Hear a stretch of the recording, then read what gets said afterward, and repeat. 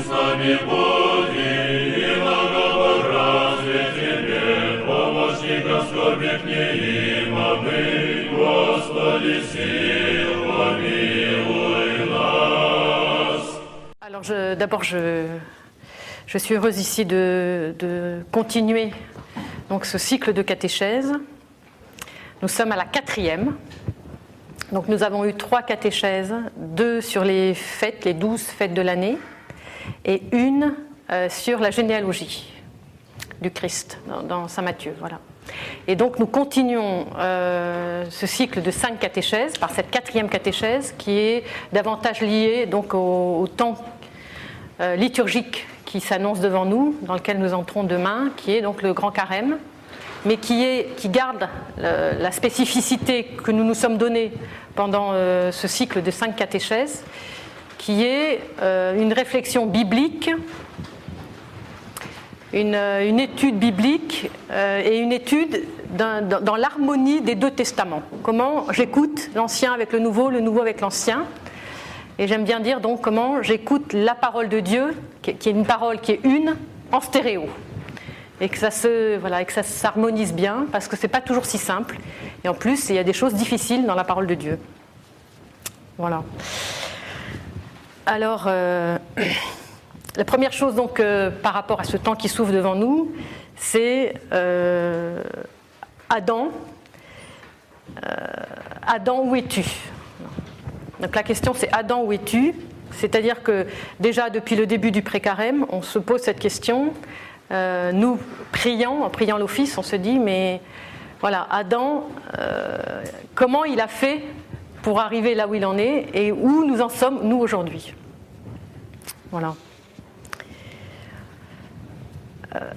Il ne faut pas oublier qu'au départ, le projet de Dieu, c'était vraiment qu'on soit dans le paradis, en communion avec lui, en communion avec tous nos frères, et qu'il y a eu une catastrophe, on pourrait dire, cette première faute, cette faute primordiale, qui fait que nous en sommes là où nous en sommes aujourd'hui, dans le combat avec les passions et toutes ces difficultés-là. Et que cette perspective de cette communion avec Dieu a été rompue, et que nous nous sommes retrouvés, comme dit l'Office, expulsés du paradis. Et nous nous lamentons loin de Dieu, en exil par rapport à Dieu. Alors pour se donner quelques petits extraits liturgiques, comme ça, juste pour se remémorer ce qu'on a pu prier dans les semaines depuis le début du triode, et pour dire aussi à quel point la liturgie nous fait entrer dans cette consternation quand même. Peut-être que nous n'en avons pas assez conscience, et souvent je me dis, si ça se trouve, l'Église, notre mère qui nous éduque, qui est très pédagogue, elle est en train de nous dire, n'oublie pas quand même où tu es, quoi. Adam, où es-tu ? Et voilà ce que nous dit l'Office, entre autres, c'est des tout petits extraits. Le serpent malin qui m'infligea par la ruse les passions de l'âme m'exila du paradis. Mais toi, Sauveur, les mains clouées sur la croix, tu m'as ramené vers la hauteur de l'incorruptibilité. C'est ce que nous dirons donc aux matines de dimanche. Ce jour, nous faisons mémoire de l'exil d'Adam, la première créature, hors des délices du paradis. Dans ton indicible miséricorde, Christ notre Dieu, rends-nous dignes des délices du paradis. Seul tu aimes les hommes, aie pitié de nous. Donc on fait mémoire d'un exil et on demande à Dieu de nous rendre dignes. Donc vous voyez le mouvement, est-ce que nous avons seulement conscience de cet exil et est-ce que nous avons conscience de cette indignité et aussi du désir que nous avons de retrouver le paradis, de retrouver la communion avec Dieu, tout simplement la communion, d'être dans une harmonie avec le Créateur qui nous a créés. Et donc ce grand carême va nous introduire dans ce cheminement pour que nous arrivions petit à petit à sentir comment on se purifie de nos passions, comment avec les larmes, le jeûne, la prière, l'aumône, on arrive petit à petit à entrer dans la miséricorde, retrouver cette communion avec Dieu. Et donc ce projet de Dieu, cette communion parfaite avec lui, comment nous, petit à petit, nous y retournons Voilà. Comment on peut revenir dans l'alliance.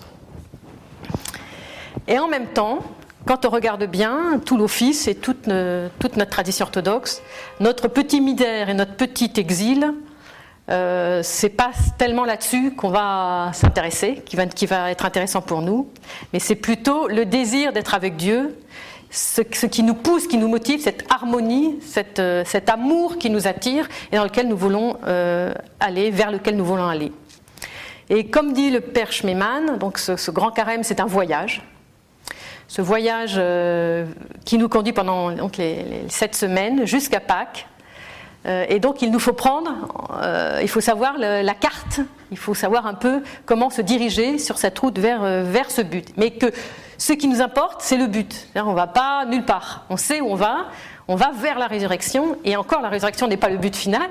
Je dirais, c'est la pause, la première pause. Et puis on continue jusqu'à la Pentecôte. Et puis même au-delà, jusque dans le retour du Christ. Donc on est vraiment tendu vers quelque chose qui est joyeux, et donc c'est pour ça que c'est cette radieuse de tristesse c'est cette joie quand même qui nous tend, même si il y a un certain nombre de prescriptions de l'Église qui nous motivent pour arriver à cette joie.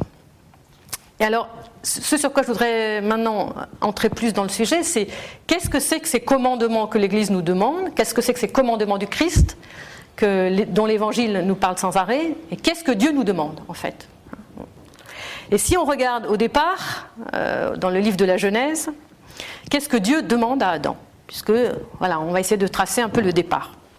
Alors, quand on regarde bien, on voit que Dieu propose un certain nombre de choses très exaltantes à Adam, avec beaucoup d'abondance. Donc, il bénit, il les bénit, et il dit « Soyez féconds, multipliez, emplissez la terre, soumettez-la, dominez. » Dominez sur les poissons, etc. Donc, soyez féconds, multipliez, dominez. Donc, c'est cette profusion.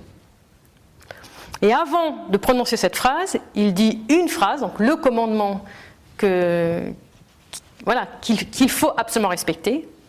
C'est donc Dieu qui dit, tout ça je te le donne, tous les arbres du jardin sont à toi, mais celui-là, cet arbre-là, l'arbre qu'on a appelé de la connaissance du bien et du mal, tu n'en mangeras pas, car le jour où tu en mangeras, tu mourras.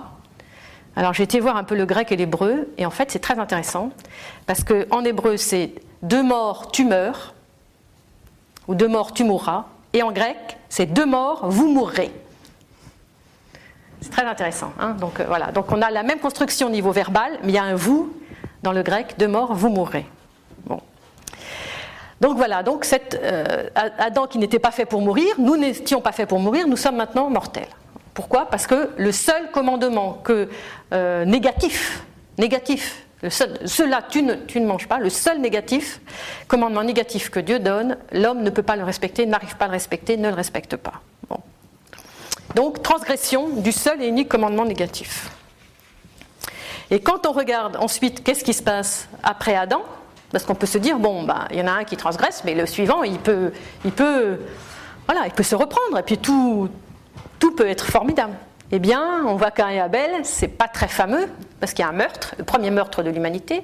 Et puis ensuite, on voit Noé, c'est pas très fameux non plus. Et ensuite, on voit la tour de Babel, c'est pas encore très fameux non plus.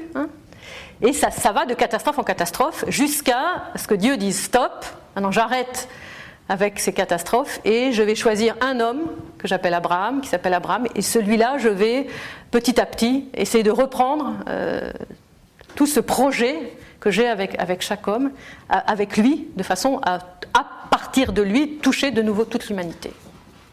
Donc ce qui est important, c'est de sentir que chaque homme, on peut redresser, mais qu'en fait, cette histoire, depuis le chapitre 1 de la Genèse jusqu'au chapitre 11, nous amène de catastrophe en catastrophe, toujours plus grande, parce que ça part d'un homme et ça arrive jusqu'à un peuple tout entier, qui est le peuple de la tour de Babel, qui est une immense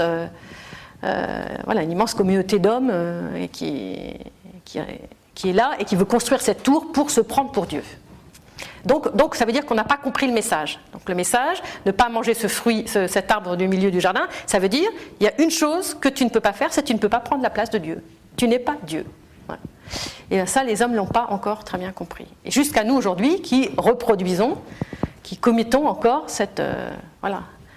Il y a quelque chose qui est difficile pour nous à accepter, une limite qu'on n'arrive pas à accepter. Et au moment où Dieu donc, choisit Abraham, donc il construit avec Abraham une relation, il va faire alliance, et puis ensuite il fait alliance avec son fils, alliance donc à Isaac, alliance avec Jacob, alliance avec le peuple, les 12 tribus. Et donc cet homme redevient un peuple, c'est exactement la même histoire que jusqu'à la tour de Babel, mais dans l'autre sens, devient un peuple avec qui il fait alliance. Et ce peuple, au moment où il arrive pour faire alliance, donc au Sinaï, qu'est-ce qui se passe? Donc il choisit Moïse pour guider ce peuple. Moïse monte en haut du Sinaï, il monte pour recevoir la Torah, et il donne à ce peuple 10 paroles. Donc il n'en donne plus une, il en donne 10. Comment ça se fait qu'il en donne 10 maintenant? Alors, les rabbins ont une image très jolie. Ils disent, voilà, vous avez une fenêtre et vous avez une grande vitre, comme on en a dans beaucoup de nos maisons aujourd'hui, donc des grandes vitres, des grandes baies vitrées, avec une grande vitre dans cette fenêtre. Et ça donne beaucoup de lumière, ça donne tout sur le jardin, on a l'impression d'être dehors, c'est très beau, c'est très bien. Et puis vous avez vos enfants devant là qui jouent, et puis ils jouent au foot, et puis paf, le ballon arrive, et puis il casse la vitre, et toute la vitre est cassée. Mais si vous avez 10 petites vitres, et que votre enfant y joue et que le ballon il casse une vitre, il en casse qu'une, et les 9 autres sont encore elles peuvent encore être utilisées, enfin elles sont encore valides. Donc c'est une manière amusante que les rabbins ont de dire, on en a 10, s'il y en a un qu'on ne respecte pas, on peut se rattraper avec les 9 autres, même si il faut bien sûr toujours respecter l'entièreté, bien évidemment. Mais il y a moins de fragilité, c'est moins fragile, 10 vitres qu'une seule. Et les rabbins vont même jusqu'à dire que derrière ces 10 paroles, donc ce qu'on appelle les 10 commandements, mais qu'en fait c'est les 10 paroles, c'est 10 paroles de vie en fait. Derrière ces 10 paroles, en fait, il y en a 613. Donc ils se cachent. Alors ils ont une autre image, ils disent les 10 paroles c'est comme des grosses vagues. Comme ça. Et derrière les grosses vagues, vous savez, il y a toujours des petites vagues qui se glissent dans la mer un peu agitée. Voilà. Donc derrière les grosses vagues, il y en a des petites. Et les petites, c'est tous ces 613 commandements qui se glissent entre les 10 paroles. Mais les 10 paroles, c'est un peu comme le socle de la charte d'alliance que Dieu fait avec son peuple. Alors vous savez aussi probablement, on peut le redire, que ces deux tables, ces deux tables sur lesquelles Dieu va graver ces 10 paroles, sont pour les rabbins, et je pense que c'est important de le dire parce que saint Paul le savait quand il fait son image entre le Christ et l'Église, ces deux tables sont pour les rabbins la ketouva, le contrat de mariage entre Dieu et son peuple. Le contrat de mariage. Et quand saint Paul dit, faites cette même image entre le Christ et l'Église pour parler du mariage, de la sainteté, la grandeur du mariage et du grand mystère du mariage, vous voyez quel arrière-fond il a, lui en tant que sémite. Il sait que Dieu fait alliance avec son peuple en lui donnant un contrat de mariage, c'est-à-dire un contrat d'amour, tout simplement. Et que donc ces 10 paroles, quand on les appelle commandements, vous sentez que ça ne va pas très bien, parce que c'est un contrat de mariage. On est dans l'amour, on n'est pas à l'armée. On n'est pas dans des commandants d'armée. Bon. Alors, maintenant, ce qu'il faut, c'est essayer de comprendre aussi que nous, quand nous lisons nos Bibles en français, et que nous avons tout le temps la loi de Dieu, la loi de Moïse, la loi, observer les commandements de la loi, c'est un peu lourd ce mot loi. On sent que ça ne sonne pas très bien pour nous en français. Alors même si maintenant on a un peu l'habitude d'expliquer un peu ce mot, j'ai quand même envie d'y revenir pour plusieurs raisons, et pour essayer d'affiner un tout petit peu dans nos oreilles. La première chose, c'est de dire d'abord que ce mot loi est la traduction française d'un mot grec, puisque nous avons la Septante, nous avons une Bible grecque, qui est le mot nomos. Et nomos lui-même est la traduction du mot Torah. Et donc dans toutes ces traductions, il y a à chaque fois un peu une déperdition de sens, même si nomos peut avoir aussi quelque chose de très fort, mais le sens essentiel du mot Torah a quand même été perdu. Alors Torah, qu'est-ce que ça veut dire? Torah, ça veut dire, premièrement, enseignement, un enseignement, une direction de vie, ça vient d'une racine, yara, qui veut dire lancer une flèche. Et donc il y a l'idée de projet, projeter, et donc l'idée de projet. Quel est le projet que Dieu a avec son peuple? Quel est le projet que Dieu a avec chacun? Donc ça, c'est très très important de sentir. Et donc, il faut un enseignement. Pourquoi ? Parce que Adam au paradis, et ça c'est saint Irénée qui le dit, et beaucoup d'autres pères, il n'est qu'un enfant. Donc il doit être éduqué. Donc l'enseignement, c'est cette idée d'être éduqué, de grandir et d'écouter son père, tout simplement, pour savoir ce qu'il faut faire. Parce qu'un enfant, il ne sait pas, il apprend. Et donc c'est d'être toujours dans cette situation d'apprentissage, d'apprendre pour suivre la voie de son père, tout simplement. Bon. Donc la Torah, c'est cette idée-là, enseigner. Alors, nomos, et la Torah aussi, donc par extension, ça veut dire se conduire. Puisqu'une fois qu'on a été enseigné, on sait se conduire. Voilà, se conduire, faire un chemin, cheminer, avancer. Voilà. Et nomos, ça peut aussi vouloir dire façon d'agir ou façon de penser, habitude, mode de vie, règle, d'où le mot loi. Mais le mot némo, qui a donné nomos, ça veut dire administrer. Donc vous sentez qu'on a un tout petit peu perdu et on n'a pas du tout la notion d'enseignement. Voilà. Donc c'est cette notion d'enseignement, je pense, qui a été perdue dans nomos. Mais vous sentez qu'entre nomos et loi, on a encore reperdu. Parce que nomos, voilà, on pouvait encore découvrir des choses de l'ordre de cette relation de proximité. La loi, ça nous semble un peu rigide, ça fait un peu ou militaire ou juridique. On est dans le juridique. Bon. Donc ça déjà, c'est très important. À chaque fois que nous entendons dans l'Évangile le mot loi, essayons de mettre ce mot Torah derrière, enseignement, direction de vie, projet que Dieu a avec l'humanité. Voilà. Et je pense que déjà, les choses peuvent s'entendre autrement. Et le deuxième sens du mot Torah, c'est simplement un sens, j'ai envie de dire, pratique. La Torah signifie le Pentateuque. Donc c'est très important parce qu'il y a plein d'endroits aussi dans la Bible, que ce soit l'Ancien ou le Nouveau Testament, où à chaque fois qu'il y a le mot loi, en français, ça peut signifier simplement le Pentateuque, ou plus largement la Bible tout entière, en tout cas la première partie de la Bible, ce que les Juifs appellent le Tanakh, hein, la Bible, voilà, la Bible, l'Ancien Testament, ce que nous on appelle l'Ancien Testament, voilà. Mais ça veut dire aussi toujours pour l'homme de l'Ancien Testament, pour l'hébreu du 1er siècle, hein, ça veut dire l'enseignement des maîtres de la Torah. Donc toutes ces 613 commandements glissés entre les vagues des grosses, des 10 paroles, tout cet enseignement-là des maîtres est aussi Torah.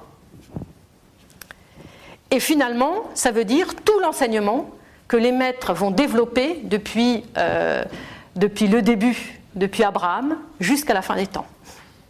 C'est-à-dire que et Torah, ce qui est même encore à venir, puisque cet enseignement ne cesse pas de se développer.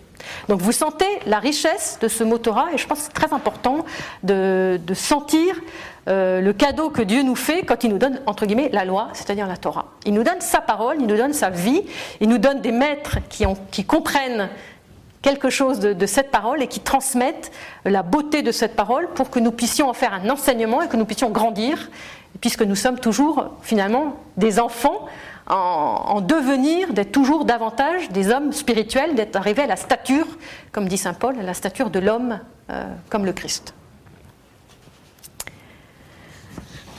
Alors, par rapport à ça, il y a le père André Borelli, je ne sais pas si vous connaissez, donc le prêtre de Marseille, qui a écrit des choses sur ce sujet, notamment sur saint Paul, dans les petits fascicules Orthodoxie à Marseille. Et il explique, lui, voilà ce qu'il dit. Je me permets, donc je le cite, je me permets de conseiller à notre auditeur dominical, celui qui vient à la liturgie pour écouter la parole, de s'efforcer d'acquérir un second réflexe.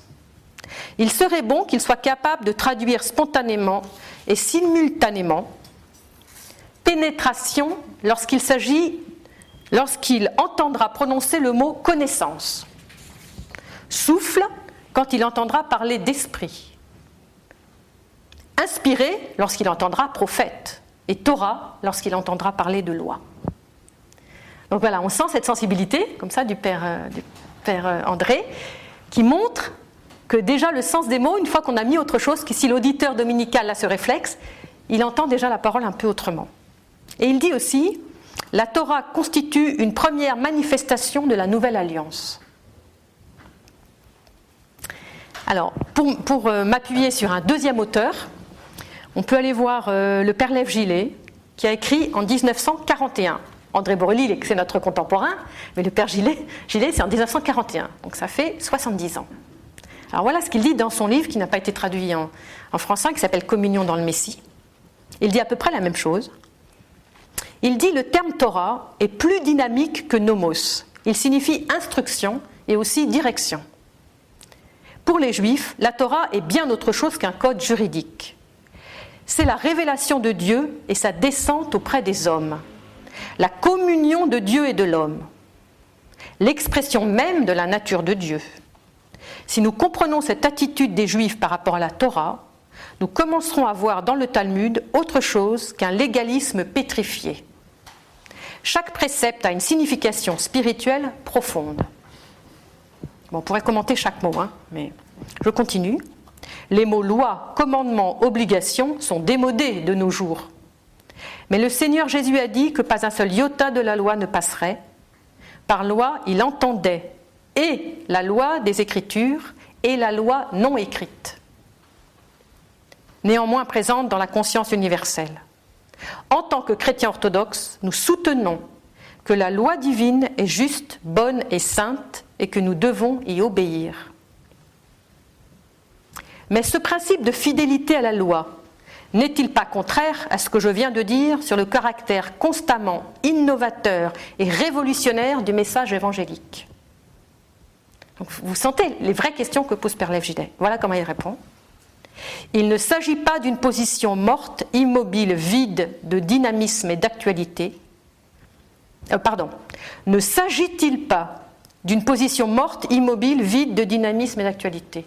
Donc l'idée, c'est de dire, voilà, nous, cette loi, pour nous, elle est morte, elle est immobile, elle est vide.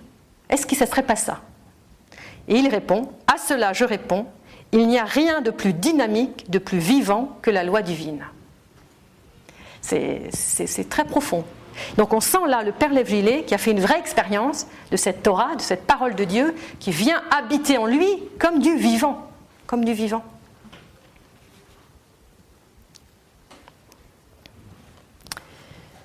Alors maintenant que nous avons commencé un tout petit peu à creuser cet aspect-là, ce mot Torah, nous pouvons peut-être comprendre qu'il n'y a pas lieu de s'offusquer qu'il y ait beaucoup de commandements. Que ce soit 613 pour les Juifs ou que ce soit d'autres pour nous, peu importe. En fait, on est tout le temps, quelque part, sous, entre guillemets, les commandements, c'est-à-dire sous la parole de Dieu. Et je pense que ça, c'est très important. Est-ce que nous nous comportons comme étant sans arrêt, du matin au soir et du soir au matin, sous la parole de Dieu ? Suspendus à la parole de Dieu, et nous, on dirait très, très volontiers, chrétiens, suspendus à la volonté de Dieu. Je donne un exemple. Parfois, certains chez nous, surtout en orthodoxie, on peut dire oui, telle paroisse ou telle personne, c'est un peu tatillon, il respecte le carême comme ça, et là, on ne peut pas faire ça. Voilà, on peut avoir quelque chose un peu sentir, voilà, ça peut être un peu raide, un peu. Bon. Ou bien les règles de l'ordo, ou toutes sortes de règles qu'il y a chez nous, qui peuvent, pour certains, sembler aussi désuètes que ce qu'on peut dire par rapport, par exemple, à l'Ancien Testament. Mais quand le Christ nous demande de ne pas présenter notre offrande à l'autel tant que notre frère a quelque chose contre nous, est-ce que nous observons cette loi ? Donc vous sentez que c'est facile de dire oui, ça me... Mais si le reste, on ne le fait pas, c'est-à-dire le plus important. Et qu'est-ce qui fait qu'on ne fait pas le reste ? C'est parce que ça ne regarde finalement que notre conscience, éventuellement notre père spirituel, et que donc il n'y a pas quelque chose d'extérieur. Quand il y a quelque chose d'extérieur, on est bien obligé de le faire. Mais quand c'est tout dans l'intérieur, personne ne peut vérifier. Personne ne peut savoir si demain, quand je vais aller à la liturgie, si mon frère a quelque chose contre moi. Si je ne dis rien à personne, personne ne sait. Donc vous sentez la responsabilité devant laquelle nous sommes pour observer les commandements du Christ.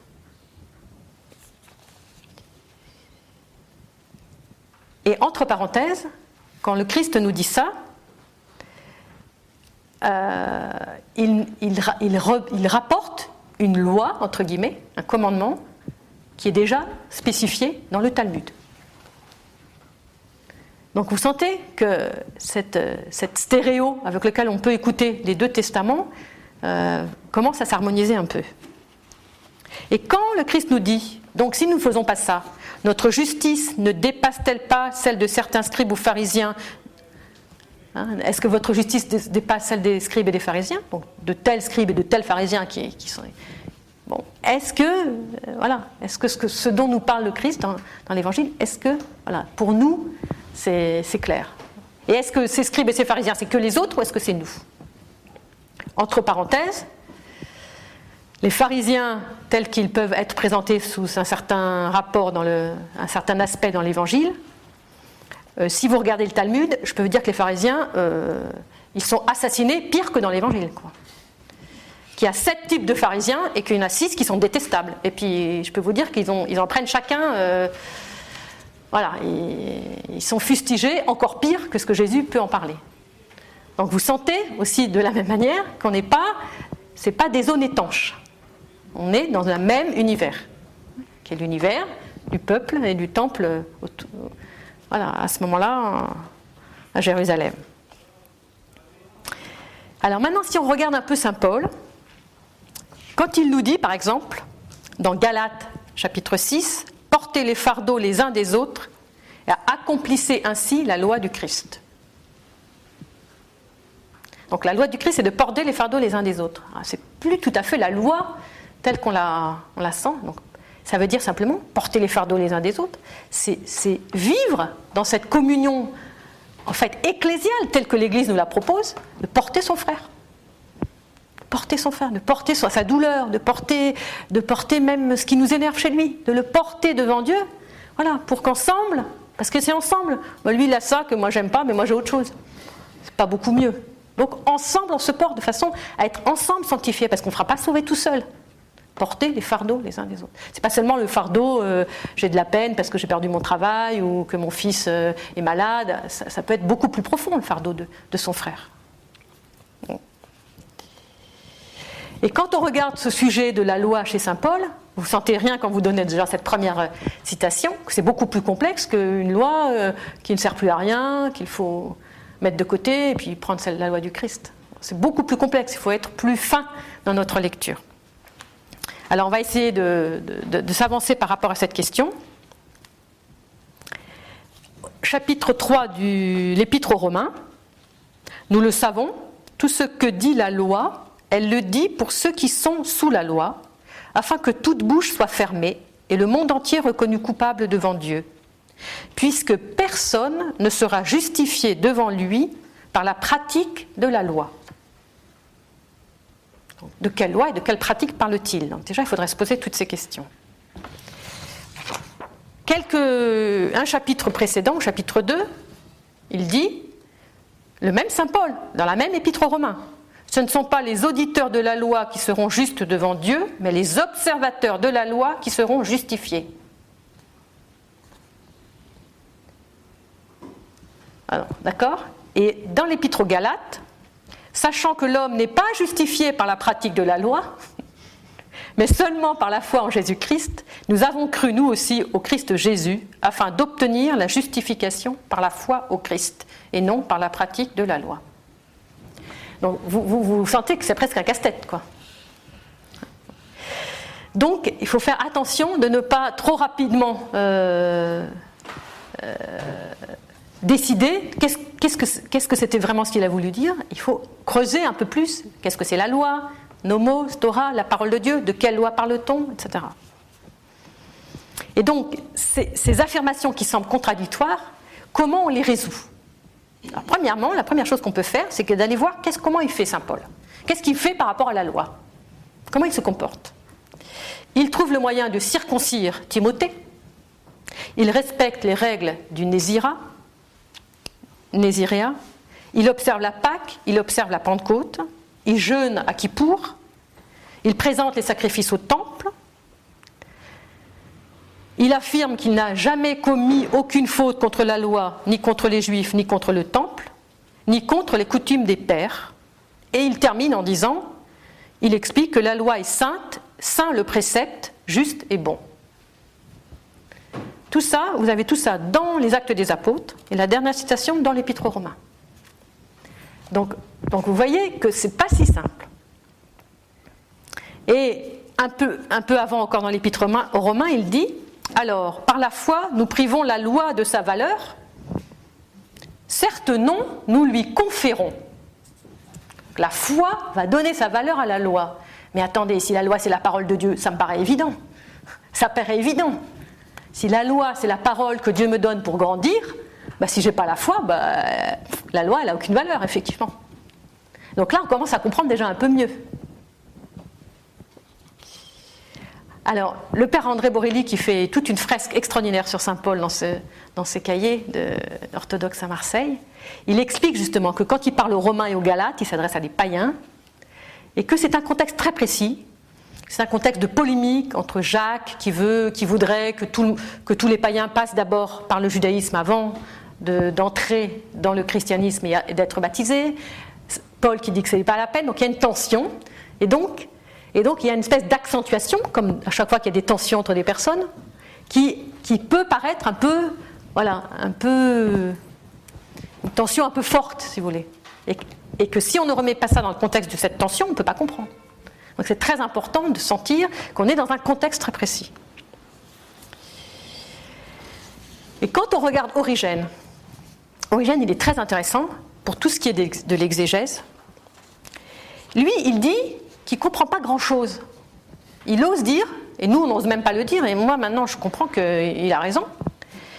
Il dit qu'il explique qu'il faut examiner les mots de l'Ancien et du Nouveau Testament avec grande attention, et il dit, pour le mot loi, il faut l'examiner, car il ne signifie pas toujours la même chose selon les endroits. Il nous dit que ce mot chez saint Paul peut désigner la loi comme l'ordonnance de ce qu'il faut faire, l'interdiction de ce qu'il ne faut pas faire pour ceux qui lui sont soumis. Et il ajoute, est encore appelée loi, l'interprétation secrète et divine de la loi, par exemple dans la phrase « Nous savons que la loi est spirituelle ». Romains chapitre 7. Et il donne comme exemple « Mais maintenant, la justice de Dieu s'est manifestée sans la loi. Et elle est attestée par la loi et les prophètes. En conséquence, la justice de Dieu manifestée par Jésus-Christ n'a nullement été attestée par la loi de la nature, mais par la loi de Moïse et par les prophètes, accordée à l'esprit de la loi, par le sens spirituel qui est en eux. » Ça, on ne peut pas le comprendre si derrière le mot loi, on n'a pas ce mot parole, direction, enseignement, vie en Dieu, tout simplement. On ne comprend rien à ça. Donc tâchons, à chaque fois qu'on regarde un peu saint Paul qui est difficile, d'entrer dans cette démarche-là, que Origène lui-même nous propose, parce qu'il dit ça ne veut pas toujours dire la même chose, même le même mot. Et voilà ce que dit maintenant Jean Chrysostome. Lui, il veut montrer, Jean Chrysostome, qu'il y a une parfaite harmonie entre l'ancienne loi et la nouvelle loi. Et il prend plusieurs exemples. Et voilà ce qu'il dit. Vous avez entendu qu'il a été dit, donc ça c'est la loi qu'on a dans le Sermon sur la montagne, donc dans nos évangiles. Vous avez entendu qu'il a été dit, tu ne commettras pas l'adultère. Eh bien moi, je vous dis, quiconque regarde une femme pour la désirer a déjà commis dans son cœur l'adultère avec elle. Mais pourquoi le Seigneur rappelle-t-il l'ancienne loi au moment où il est sur le point d'en produire une nouvelle ? C'est une question extraordinaire. C'est Jean Chrysostome. Donc vous sentez comment, moi je m'intéresse beaucoup aux questions que les pères portent par rapport au texte. Comment ils questionnent le texte. Et je me dis, si nous voulons être fidèles à leur enseignement, il nous faut poser les questions au texte comme eux. Parce qu'en fait, ils n'arrêtent pas de poser des questions. Et nous, on croit qu'on a les réponses, mais la preuve qu'on ne les a pas, c'est qu'on n'arrive même pas à reposer les mêmes questions. Donc comment ça se fait qu'il va chercher une loi ancienne alors qu'il en produit une nouvelle ? Mais qu'est-ce que ça veut dire ? Il n'a pas besoin. Le Christ en personne, Fils de Dieu. Écoutez bien ce que répond Chrysostome. C'est parce qu'il espère que par ce rapprochement, vous ne serez plus tentés d'opposer les deux lois. Voyez-vous la conjonction des deux lois, l'ancienne et la nouvelle, celle que Moïse a établie et celle que le Christ a introduite. Aussi dit-il, voyez, je place ces deux lois en parallèle, jugez vous-même de leur parfaite harmonie.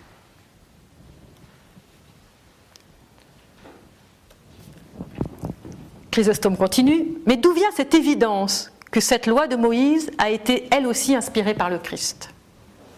Que dit donc Jérémie? Je conclurai avec la maison d'Israël et la maison de Juda une alliance nouvelle. Tiens, l'alliance nouvelle, elle est déjà avec Jérémie, elle est déjà avec les prophètes. Voyez-vous poindre la nouvelle loi au cœur de l'ancienne? Et Chrysostome qui continue, en expliquant que Dieu fait alliance avec Noé, avec sa descendance, avec Abraham, avec Moïse, à qui il donne la Torah. Et de nouveau, il pose une question. Mais dites-moi, lorsque Jérémie disait « Je conclurai avec la maison d'Israël une alliance nouvelle », non pas comme l'alliance que j'ai conclue avec leur père, de quel père parlait-il?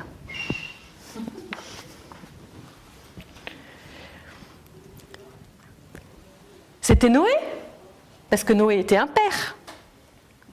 Abraham, à qui songe-t-il? À qui songe-t-il quand il dit comme ça? Cette imprécision, continue saint Jean Chrysostome, peut créer une confusion de personnes. Pour lever toute ambiguïté à propos de l'alliance en question, il précise l'époque à laquelle elle fut conclue et il ajoute. Donc, cette alliance conclue avec vos pères, au jour où je les ai pris par la main pour les faire sortir du pays d'Égypte.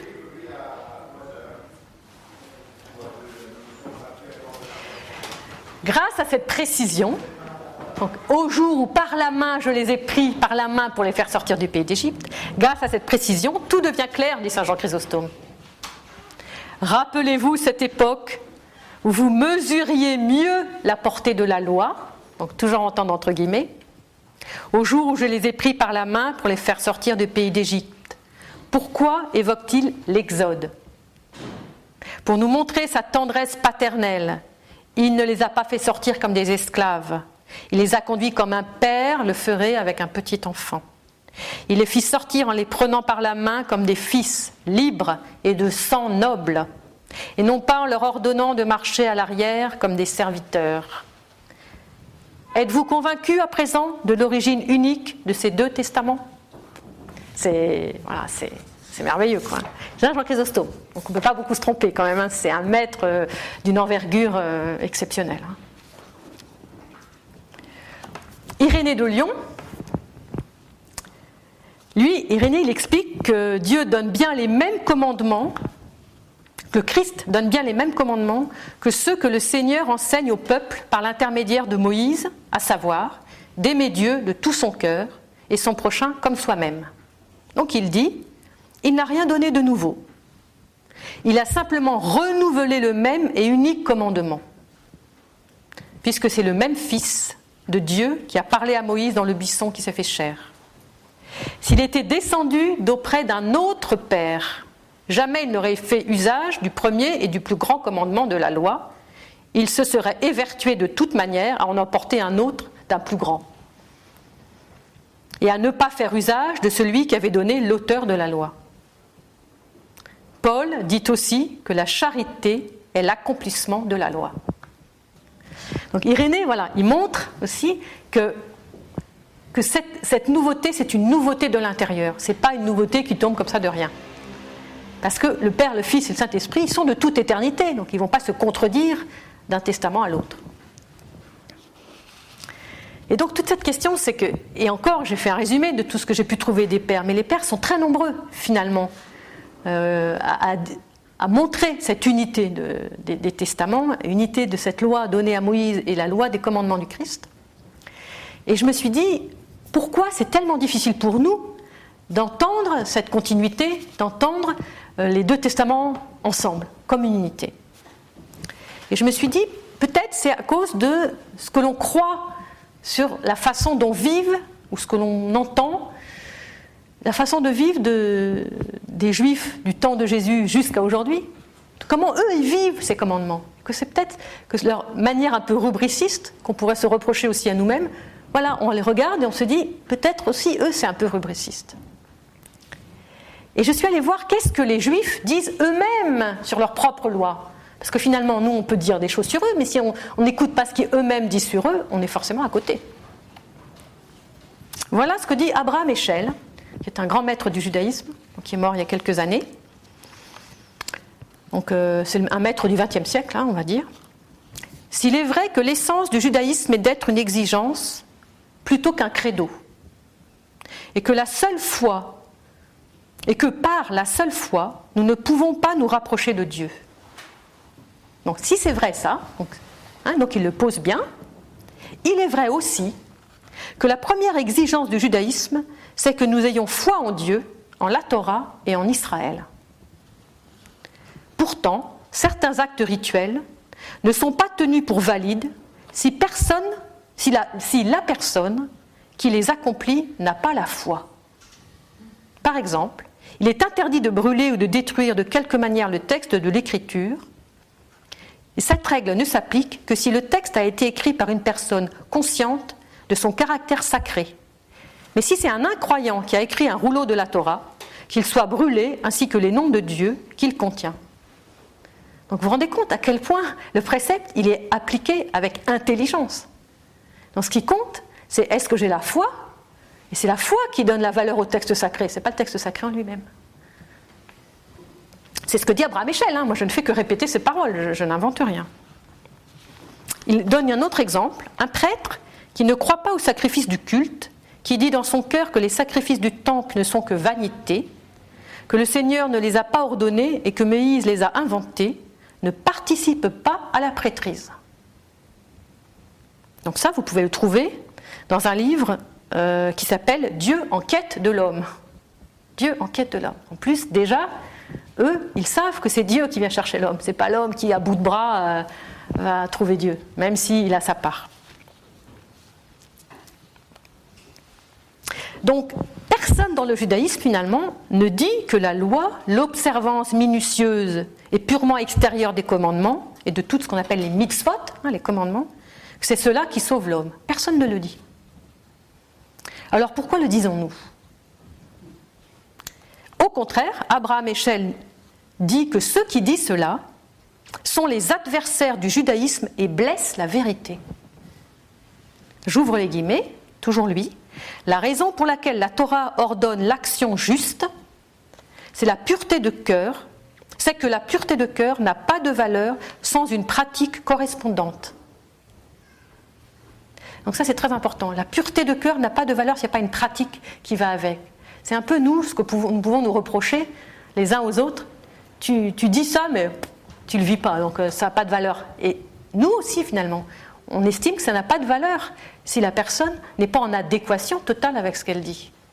Et si le Christ est notre maître, c'est ce qu'il n'y a pas une poussière, un grain de poussière de différence entre son acte, sa parole et sa pensée, que tout est un en Christ, en Dieu. Et c'est à ça qu'on est appelé, en fait, à une adéquation parfaite. Et la sainteté, c'est ça. L'homme, la Torah est l'orientation vers une fin par l'entremise d'une loi. Elle est à la fois vision et loi. L'homme, créé à l'image de Dieu, est appelé à recréer le monde à l'image de la vision de Dieu. L'acceptation de Dieu doit précéder l'acceptation des commandements. Car la loi n'a pas été instaurée en vue d'elle-même, mais en vue de Dieu. Quel est l'objectif ultime de l'observance, sinon la sensibilisation à l'esprit de celui, avec un grand C, dont les voix ont les mitzvot, les commandements, pour poteau indicateur. La tradition ne doit pas être observée en vue d'elle-même, mais en vue de Dieu. La loi ne doit pas devenir une idole, elle n'est qu'une partie de la Torah, non sa totalité. Nous vivons et mourrons pour Dieu plutôt que pour la loi. Moi, je pense qu'on peut se reconnaître dans cette affirmation-là. Et il continue à des phrases que je trouve extrêmement fortes, qui méritent la peine vraiment d'être portées à la connaissance de tous. Le judaïsme n'est donc pas synonyme de légalisme. Les règles de l'observance sont loi par la forme et amour en substance.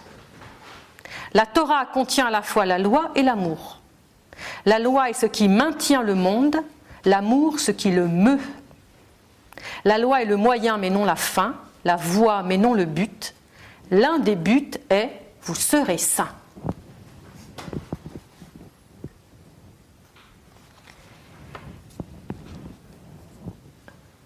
Catherine Chalier, qui est une disciple de Emmanuel Levinas, disait dans une conférence il y a peut-être un an, elle va jusqu'à dire, dans le mot Torah, il y a une idée d'enseignement, c'est-à-dire une voie de sanctification de la vie au cœur du comportement le plus quotidien. Donc je pense que cette idée, vous serez saints, à quelque chose, ça fait partie aussi, vous serez saints, c'est dans l'Ancien Testament, c'est pas seulement chez nous. À quelque chose peut nous rejoindre dans notre manière à nous, bien sûr, chrétiens, par rapport à toutes ces questions. Un autre juif contemporain, lui, donc un rabbin qui s'appelle le rabbin Rivon Krigier, que certains connaissent dans l'orthodoxie puisqu'il est venu parler à l'Institut Saint-Serge il y a 2 ans, dans le cadre de la semaine liturgique. Donc voilà, certains le connaissent dans ce cadre-là. Et il a écrit un certain nombre de choses, et dans un article qui avait fait suite à une conférence qu'il avait donnée, voilà ce qu'il dit. Il est effectivement facile de croire que pour les Juifs, le salut n'est possible que par l'accomplissement des mitzvot. Mais c'est totalement inexact. Il y a dans les sources rabbiniques une place importante accordée à la grâce. Le judaïsme ne croit pas que l'homme se sauve uniquement par ses œuvres. Je vais donner juste un petit exemple parmi les très nombreux qu'on pourrait donner. Un texte du Talmud, du traité Souka, dit ceci. Rabbi Shimon ben Lakish enseigne. Chaque jour, le mauvais penchant de l'homme prend le dessus sur lui. Là, on a l'impression d'entendre Paul. Et cherche à le faire mourir, ainsi qu'il est écrit, le méchant épie le juste et cherche à le tuer. Ça, c'est le psaume. Si Dieu ne lui portait secours, il ne pourrait le vaincre, ainsi qu'il est écrit, l'Éternel ne l'abandonnera pas entre les mains du méchant, ni ne l'accablera au jugement. Vous voyez très clairement dans cette perspective, à aucun moment l'homme ne peut s'imaginer que par son seul pouvoir, il va pouvoir vaincre le mal. Parce qu'il y a un orgueil incommensurable dans cette idée, et surtout c'est tellement mensonger par rapport à la réalité.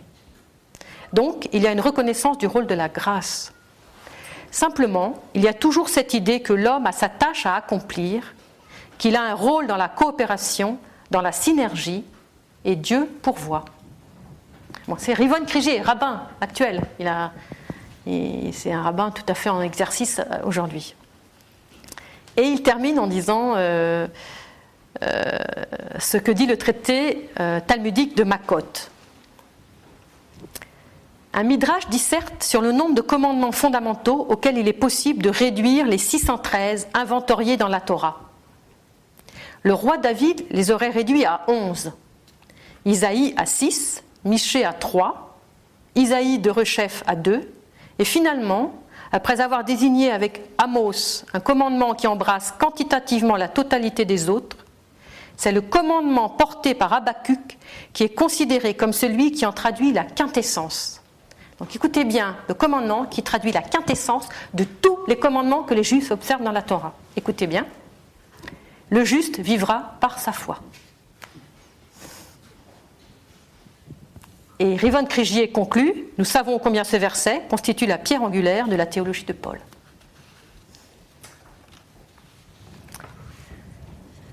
Voilà, je vais conclure parce que je pense que l'essentiel est dit. Le but de notre vie chrétienne, c'est la divinisation.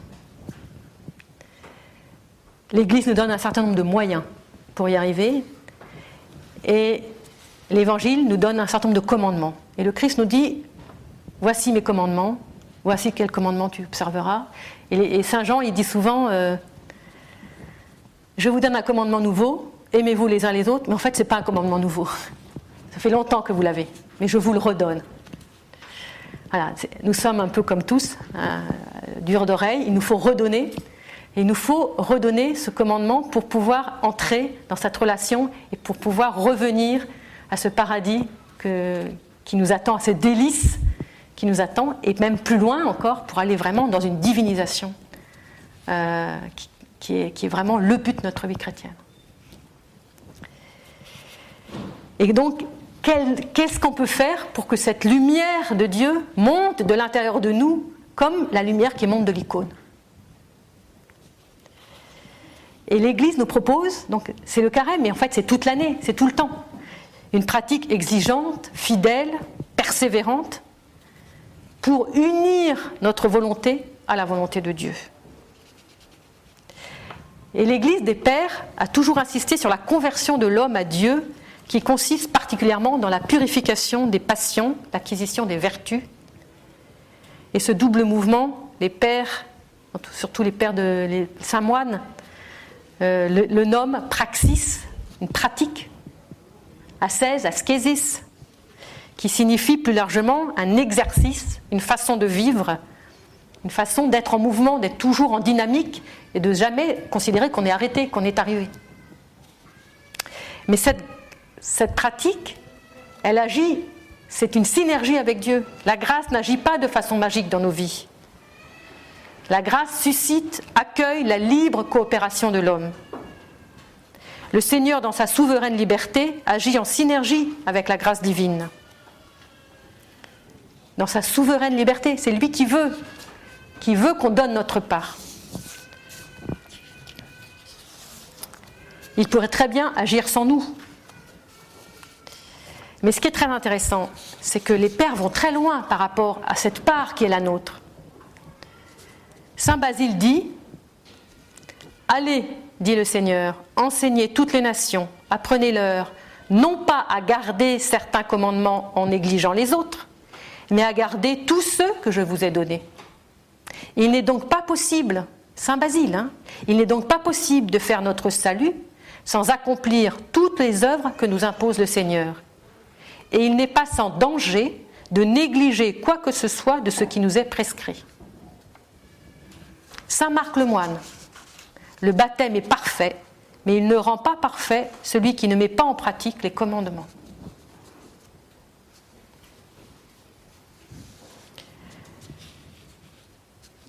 Dieu nous dit, nous entendons Dieu nous dire au paradis, « Adam, où es-tu? Où en es-tu? Mais où tu t'es fourré? Où tu t'es fourré? Mais dans quelle situation tu t'es mis, mon pauvre? Où en es-tu » Et quand on entend Saint Paul qui souligne la primauté du précepte de l'amour qui amène à observer la loi, on comprend mieux. Pourquoi, dans la fête de la Sainte Rencontre, Jésus est désigné comme l'auteur de la loi qui accomplit parfaitement la loi. Donc, selon ce que nous disent nos pères, n'opposons pas l'action de Dieu et celle de l'homme. Notre retour aux délices du paradis, dans un premier temps, pour accéder ensuite au royaume après la résurrection universelle, ne se fera que si nous avons les yeux fixés sur lui, parce que c'est notre modèle. C'est l'homme parfait. Et par le saint baptême, nous avons tout ce qu'il nous faut, et par la grâce ecclésiale et par ces temps liturgiques qui nous sont donnés, et c'est une bénédiction d'être remis toujours en face du projet de Dieu et de là où on en est dans le projet de Dieu, chacun personnellement, que par le saint baptême, nous pouvons déjà entrer dans cette grâce et continuer dans cette ascèse pour être toujours plus adéquat à la volonté de Dieu pour nous. Et nous pouvons comme ça aspirer aussi à devenir vraiment ses enfants par l'accomplissement des commandements de vie.